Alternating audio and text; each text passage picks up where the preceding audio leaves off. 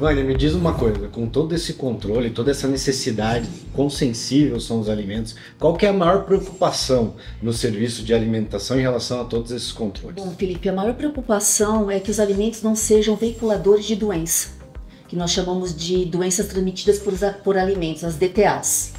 Essa é uma preocupação muito grande, né, do serviço de alimentação, e é a obrigatoriedade da nutricionista, do gestor, estar preocupado bastante com isso no dia a dia. Eu tenho alguns dados que eu trouxe aqui do Ministério da Saúde que apontam que os surtos de DTAs, né, as doenças transmitidas por alimentos, em sua maioria são de origem bacteriana. Então, a salmonela, que todos conhecem, Escherichia coli, Staphylococcus aureus. Então, a gente não quer que o alimento seja um veículo de transmissão de alimento.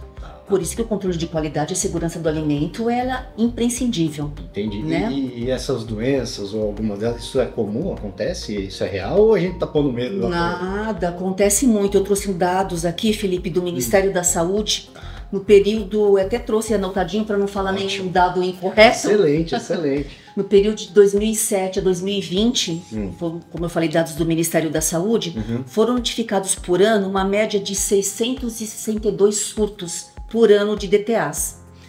Dessa notificação, houve o envolvimento de mais de 152 mil pessoas. Dessas 152 mil, 27 mil foram hospitalizadas e, infelizmente, 152 óbitos. Havíamos falado anteriormente sobre a ferramenta principal, que é o controle de temperatura dentro de um serviço de alimentação, mas antes de tudo isso, nós temos como base as legislações e as portarias vigentes que regem o serviço de alimentação. Então existe todo um conjunto de regras que devem ser seguidas. Exatamente, eu vou até listar algumas importantes que, como se for, é a nossa Bíblia, a Bíblia da nutrição, a gente precisa seguir. Legal. Nós temos a resolução RDC 216 de 2004 da Anvisa.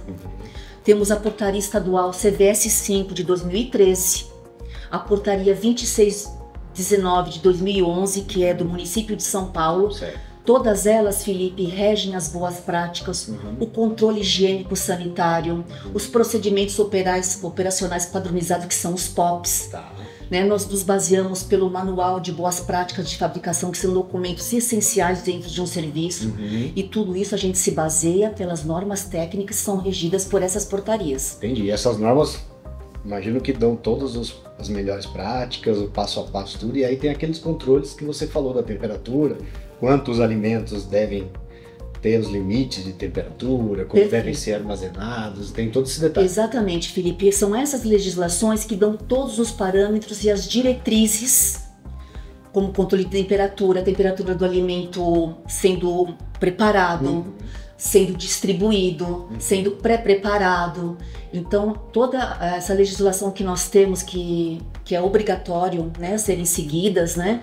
Nós temos também o contato da vigilância sanitária, temos as visitas, né? Então a gente precisa estar em dia. E é nessa legislação que a gente encontra todas as diretrizes do nosso trabalho. Entendi. E aí eu imagino que nessas... Vamos falar do pessoal que faz a fiscalização, né? Eles pedem o histórico do que foi anotado de temperatura, de todo o histórico de como foi a operação, como que funciona? Sim, sim. O auditor, o responsável pela vigilância sanitária, ele quer ver todos os registros.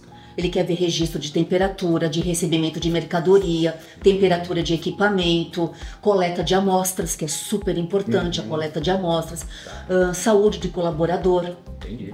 A prática de higiene das mãos. Você tem que mostrar tudo o que é feito dentro da legislação. E se não tem esse dado histórico, por exemplo? Bom, se não tem esse dado, você... Aí você tem um problema. Tem um problema muito grande, porque você não consegue comprovar que aquele alimento que você está produzindo não vai causar nenhum dano. Você trabalha com alimento, com vida, né? Então, o auditor ou a pessoa fiscalizadora, ou dependendo, se não for muito grave, ela vai te dar uma opção de você corrigir aquilo, ele te orienta. Agora, se for encontrado mesmo uma coisa gravíssima, que pode correr riscos, você pode conseguir uma autuação muito importante da vigilância, que são caríssimas. Claro, mas esse ponto que você falou é bem importante, porque num primeiro momento, quem está de fora pensa que todo controle, mesmo de temperatura e umidade, é muito mais só para questão do desperdício do alimento. E não. o impacto é muito maior. E aí você citou alguns exemplos de que chega na saúde humana, né, um impacto grande. E eu imagino para as empresas que operam os restaurantes, tanto para a empresa que contrata esse serviço, também, né? Então, não só a questão da legislação que faz o monitoramento da qualidade, mas quem está operando e quem está contratando esse serviço, porque impacta diretamente o funcionário, né? Exatamente, Felipe, perfeito. Você resumiu bem o que eu acabei de falar. A legislação é a base do nosso trabalho, ela tem que ser seguida, né? Porque a gente trabalha, como eu te falei, com vida, né? E o alimento, como eu te falei, é um veiculador de doenças.